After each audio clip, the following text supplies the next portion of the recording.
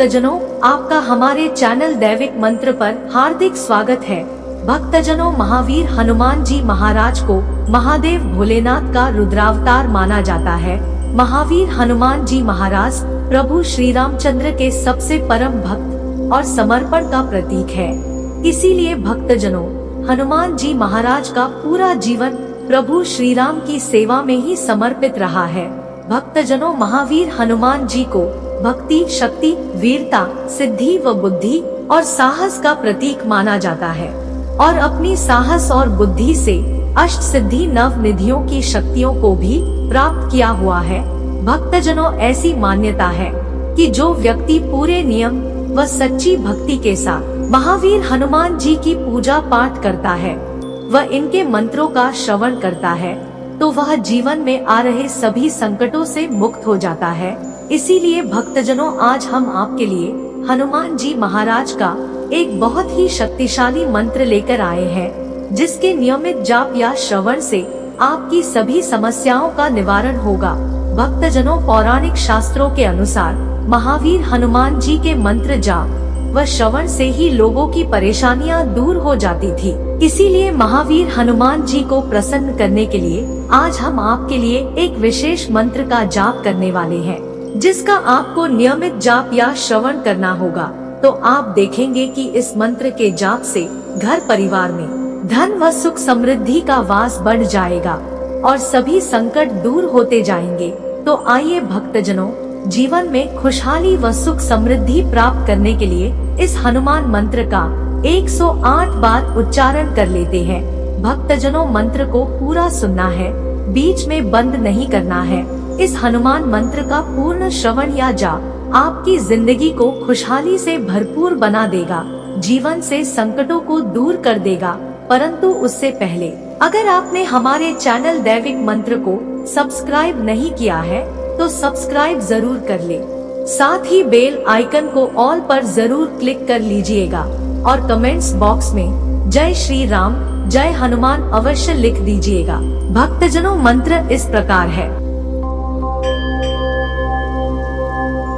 ओम ह्रां ह्रीं ओम नमो भगवते महावीर वीराय सर्व दुख निवारणाय। ओम ह्रां ह्रीं ओम नमो भगवते महावीर वीराय सर्व दुख निवारणाय। ओम ह्रां ह्रीं ओम नमो भगवते महावीर वीराय सर्व दुख निवारणाय। ओम ह्रां ह्रीं ओम नमो भगवते महावीर वीराय सर्व दुख निवारणाय। ओम ह्रां ह्रीं ओम नमो भगवते महावीर वीराय सर्व दुख निवारणाय। ओम ह्रां ह्रीं ओम नमो भगवते महावीर वीराय सर्व दुख निवारणाय। ओम ह्रां ह्रीं ओम नमो भगवते महावीर वीराय सर्व दुख निवारणाय। ओम ह्रां ह्रीं ओम नमो भगवते महावीर वीराय सर्व दुख निवारणाय। ॐ ह्रां ह्रीं ॐ नमो भगवते महावीरवीराय सर्वदुःखनिवारणाय।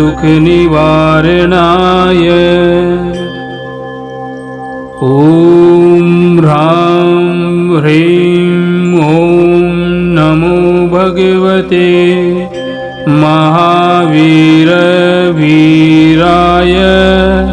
सर्वदुःखनिवारणाय।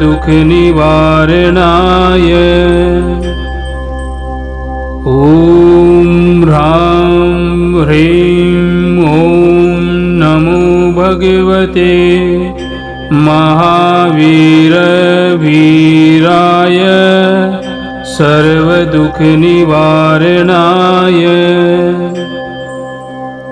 ॐ ह्रां ह्रीं ॐ नमो भगवते महावीरवीराय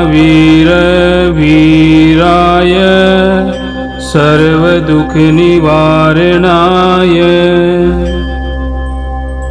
ॐ ह्रां ह्रीं ॐ नमो भगवते महावीरवीराय सर्वदुःखनिवारणाय। ॐ ह्रां ह्रीं ॐ नमो भगवते महावीरवीराय सर्वदुःखनिवारणाय। ॐ ह्रां ह्रीं ॐ नमो भगवते महावीरवीराय सर्वदुःखनिवारणाय। ॐ ह्रां ह्रीं ॐ नमो भगवते महावीरवीराय सर्वदुःखनिवारणाय। ॐ ह्रां ह्रीं ॐ नमो भगवते महावीरवीराय सर्वदुःखनिवारणाय। ॐ ह्रां ह्रीं ॐ नमो भगवते महावीरवीराय सर्वदुःखनिवारणाय। ॐ ह्रां ह्रीं ॐ नमो भगवते महावीरवीराय सर्वदुःखनिवारणाय। ॐ ह्रां ह्रीं ॐ नमो भगवते महावीरवीराय सर्वदुःखनिवारणाय। ॐ ह्रां ह्रीं ॐ नमो भगवते महावीरवीराय सर्वदुःखनिवारणाय। ॐ ह्रां ह्रीं ॐ नमो भगवते महावीरवीराय सर्वदुःखनिवारणाय। ॐ ह्रां ह्रीं ॐ नमो भगवते महावीरवीराय सर्वदुःखनिवारणाय। ॐ ह्रां ह्रीं ॐ नमो भगवते महावीरवीराय सर्वदुःखनिवारणाय।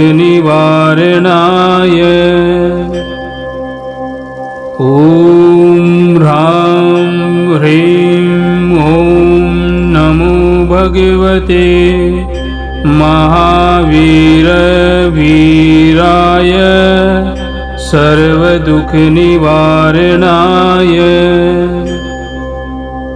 ॐ ह्रां ह्रीं ॐ नमो भगवते महावीरवीराय सर्वदुःखनिवारणाय। ॐ ह्रां ह्रीं ॐ नमो भगवते महावीरवीराय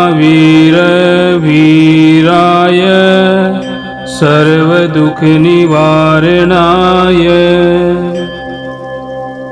ॐ ह्रां ह्रीं ॐ नमो भगवते महावीरवीराय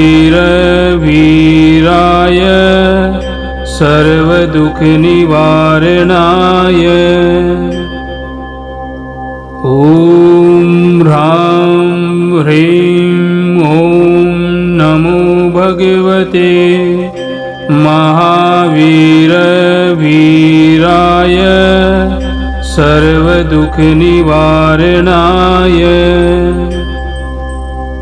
ॐ ह्रां ह्रीं ॐ नमो भगवते महावीरवीराय सर्वदुःखनिवारणाय।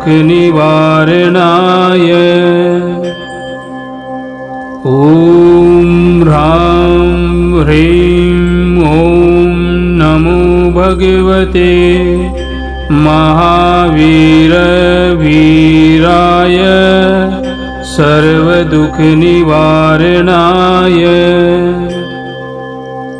ॐ ह्रां ह्रीं ॐ नमो भगवते महावीरवीराय सर्वदुःखनिवारणाय।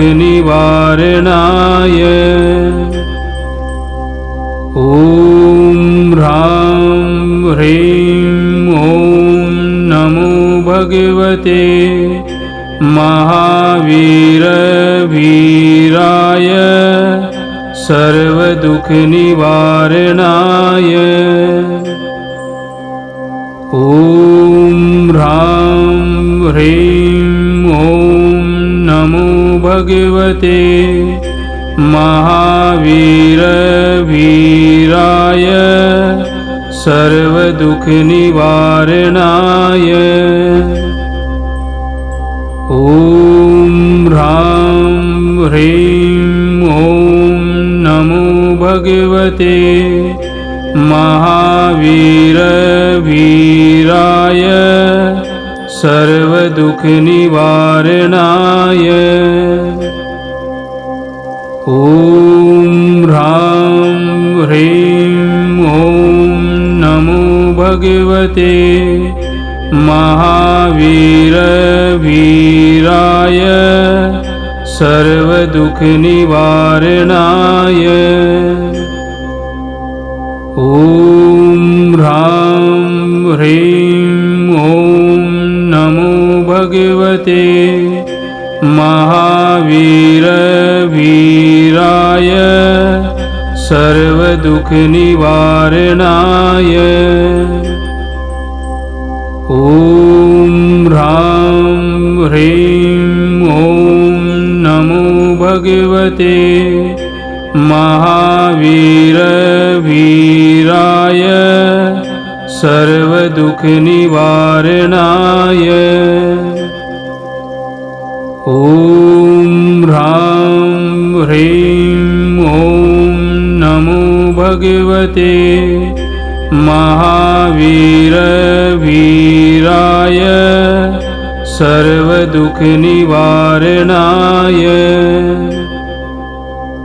ॐ ह्रां ह्रीं ॐ नमो भगवते महावीरवीराय सर्वदुःखनिवारणाय ॐ ह्रां ह्रीं ॐ नमो भगवते महावीरवीराय सर्वदुःखनिवारणाय ॐ ह्रां ह्रीं ॐ नमो भगवते महावीरवीराय सर्वदुःखनिवारणाय ॐ ह्रां ह्रीं ॐ नमो भगवते महावीरवीराय सर्वदुःखनिवारणाय ॐ ह्रां ह्रीं ॐ नमो भगवते महावीरवीराय सर्वदुःखनिवारणाय ॐ ह्रां ह्रीं ॐ नमो भगवते महावीरवीराय सर्वदुःखनिवारणाय ॐ ह्रां ह्रीं ॐ नमो भगवते महावीरवीराय सर्वदुःखनिवारणाय ॐ ह्रां ह्रीं ॐ नमो भगवते महावीरवीराय सर्वदुःखनिवारणाय ॐ ह्रां ह्रीं ॐ नमो भगवते महावीरवीराय सर्वदुःखनिवारणाय ॐ ह्रां ह्रीं ॐ नमो भगवते महावीरवीराय सर्वदुःखनिवारणाय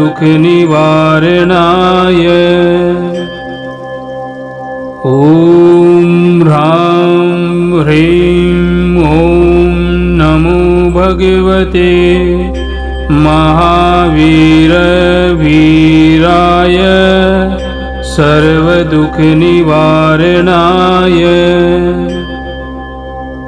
ॐ ह्रां ह्रीं ॐ नमो भगवते महावीरवीराय सर्वदुःखनिवारणाय ॐ ह्रां ह्रीं ॐ नमो भगवते महावीरवीराय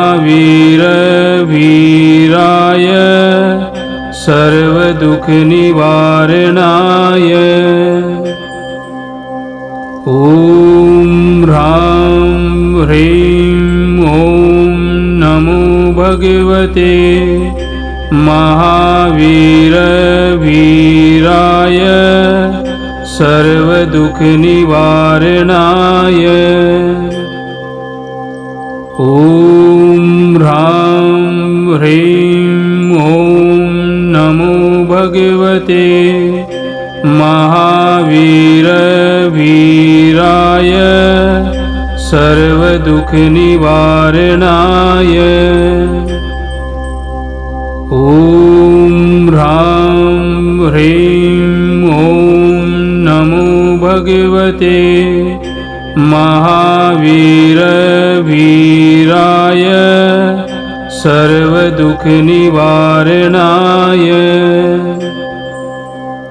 ॐ ह्रां ह्रीं ॐ नमो भगवते महावीरवीराय सर्वदुःखनिवारणाय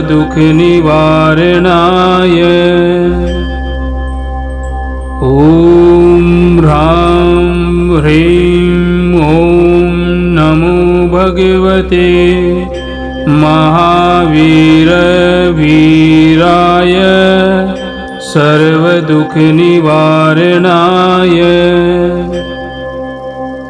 ॐ ह्रां ह्रीं ॐ नमो भगवते महावीरवीराय सर्वदुःखनिवारणाय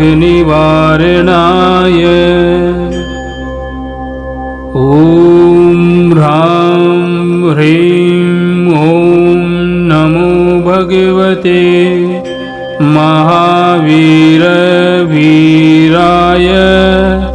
सर्वदुःखनिवारणाय ॐ ह्रां ह्रीं ॐ नमो भगवते महावीरवीराय सर्वदुःखनिवारणाय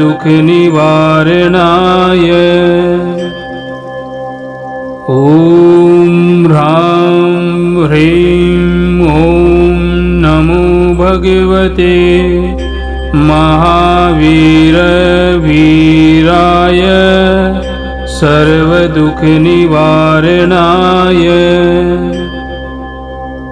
ॐ ह्रां ह्रीं ॐ नमो भगवते महावीरवीराय सर्वदुःखनिवारणाय ॐ ह्रां ह्रीं ॐ नमो भगवते महावीरवीराय सर्वदुःखनिवारणाय ॐ ह्रां ह्रीं ॐ नमो भगवते महावीरवीराय सर्वदुःखनिवारणाय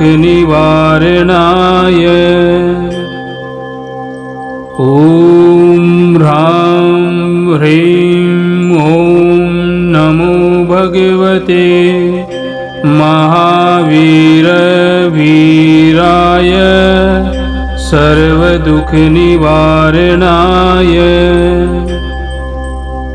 ॐ ह्रां ह्रीं ॐ नमो भगवते महावीरवीराय सर्वदुःखनिवारणाय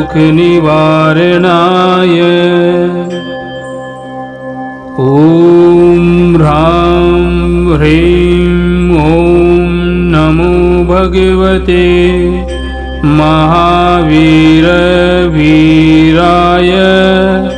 सर्वदुःखनिवारणाय ॐ ह्रां ह्रीं ॐ नमो भगवते महावीरवीराय सर्वदुःखनिवारणाय ॐ ह्रां ह्रीं ॐ नमो भगवते महावीरवीराय सर्वदुःखनिवारणाय ॐ ह्रां ह्रीं ॐ नमो भगवते महावीरवीराय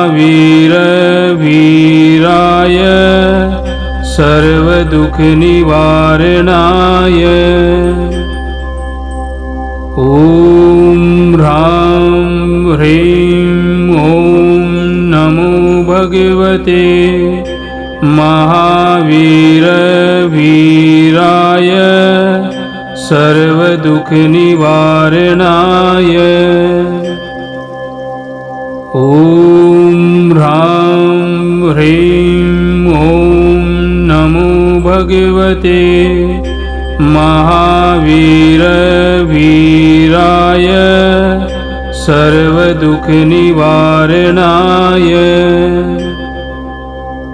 ॐ ह्रां ह्रीं ॐ नमो भगवते महावीरवीराय सर्वदुःखनिवारणाय।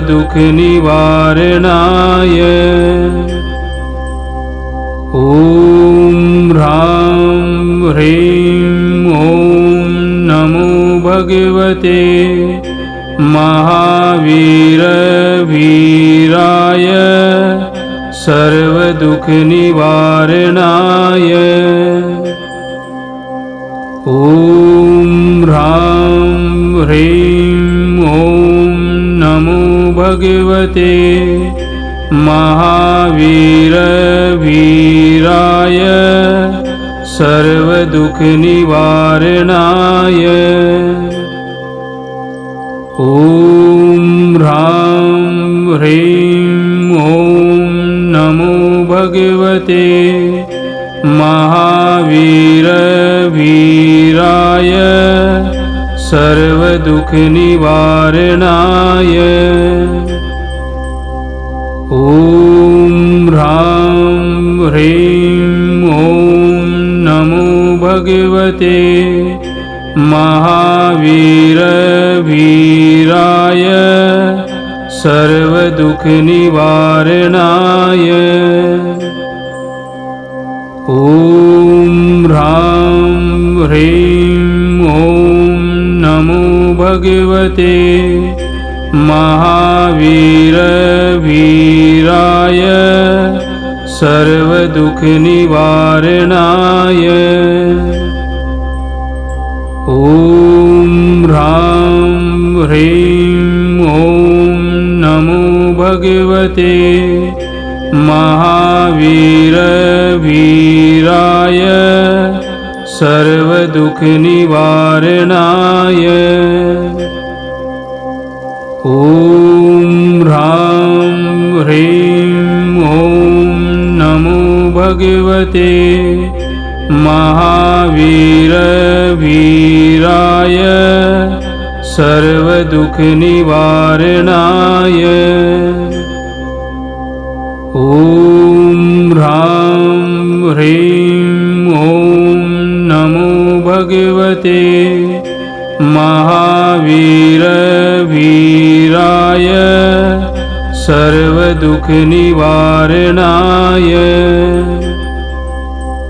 ॐ ह्रां ह्रीं ॐ नमो भगवते महावीरवीराय सर्वदुःखनिवारणाय। ॐ ह्रां ह्रीं ॐ नमो भगवते महावीरवीराय सर्वदुःखनिवारणाय।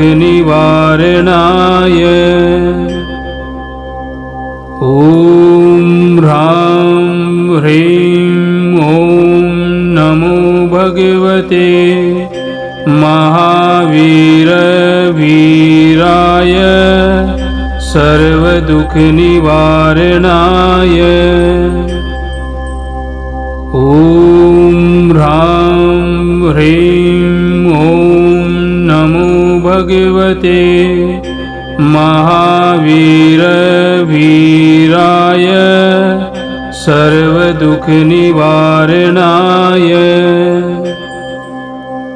ॐ ह्रां ह्रीं ॐ नमो भगवते महावीरवीराय सर्वदुःखनिवारणाय। ॐ ह्रां ह्रीं ॐ नमो भगवते महावीरवीराय सर्वदुःखनिवारणाय। ॐ ह्रां ह्रीं ॐ नमो भगवते महावीरवीराय सर्वदुःखनिवारणाय।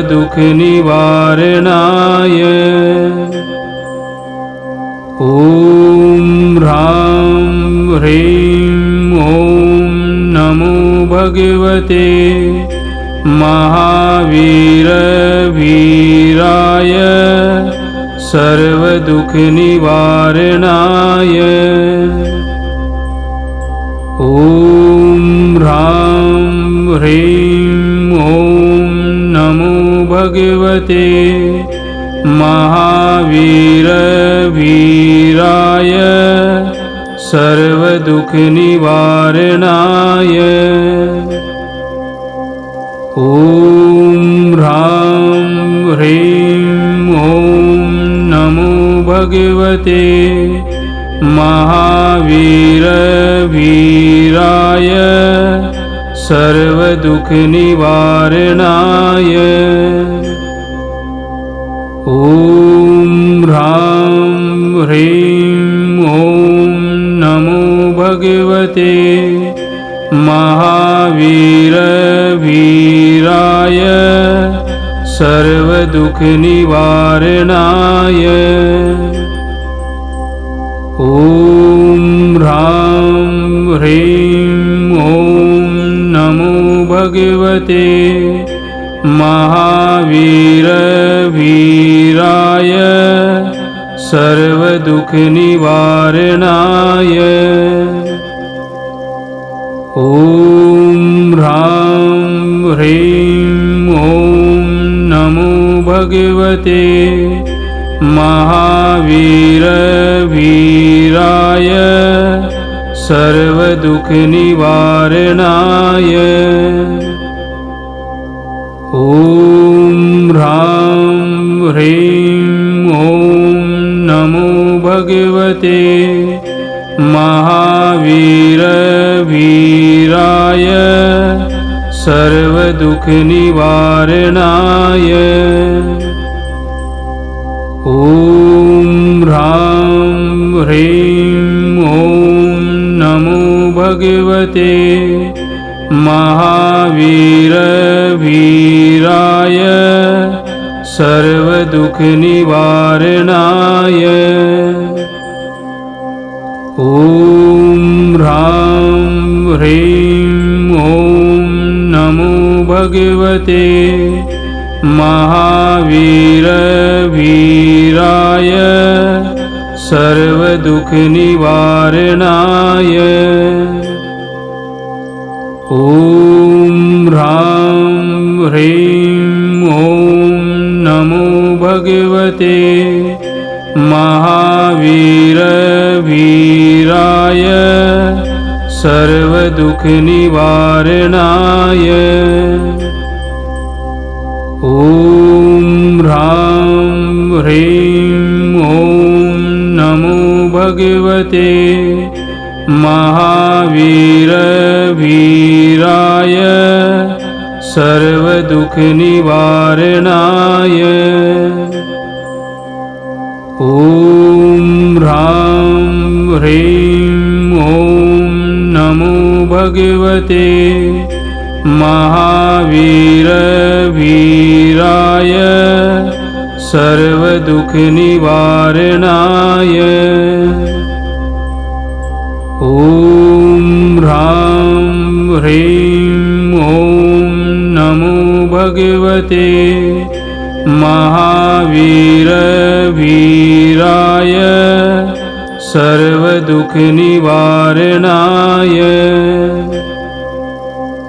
ॐ ह्रां ह्रीं ॐ नमो भगवते महावीरवीराय सर्वदुःखनिवारणाय। ॐ ह्रां ह्रीं ॐ नमो भगवते महावीरवीराय सर्वदुःखनिवारणाय। ॐ ॐ ह्रां ह्रीं ॐ नमो भगवते महावीरवीराय सर्वदुःखनिवारणाय।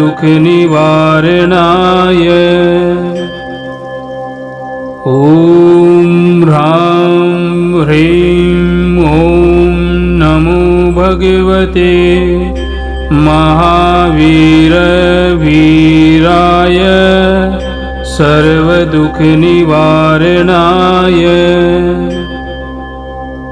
ॐ ह्रां ह्रीं ॐ नमो भगवते महावीरवीराय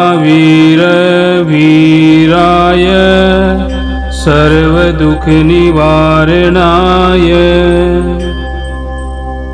ॐ ह्रां ह्रीं ॐ नमो भगवते महावीरवीराय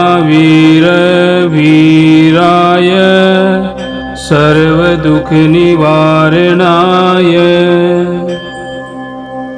ॐ ह्रां ह्रीं ॐ नमो भगवते महावीरवीराय सर्वदुःखनिवारणाय।